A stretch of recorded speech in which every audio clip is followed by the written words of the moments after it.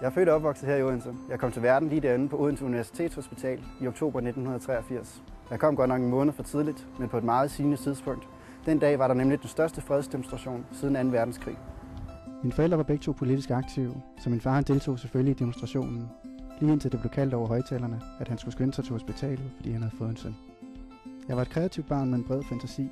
Hjemme hos os fik vi ofte mange spændende gæster, så jeg blev naturligt meget udadvendt og snakkende. Her er gaden, hvor jeg voksede op. H.C. Andersensgade er en meget idyllisk stillevej i midten af Odense. Her lærte jeg at cykle og spille fodbold fra bum til bum.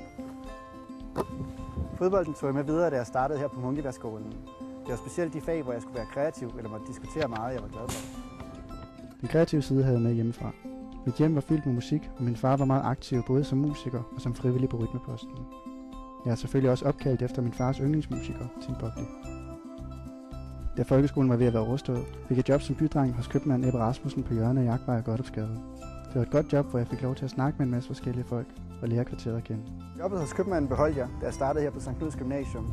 Her gik tiden med at hænge ud med vennerne og selvfølgelig gymnasiefesterne. Og selvfølgelig byturene på A-bar, hvor jeg mødte min kæreste Jeanette, som jeg nu har været sammen med i 7 år. Her på stadion fulgte jeg trofast med i, hvordan et OB de klarede sig, både i medgang og modgang. Men det var også i gymnasietiden, at jeg blev politisk interesseret. Jeg blev elevrådsformand og meldte mig ind i Danmarks Socialdemokratiske Ungdom. Som elevrådsformand opdagede jeg, hvor fedt det var at være med til at gøre en forskel, og at det rent faktisk var muligt at ændre noget, hvis man arbejdede for det.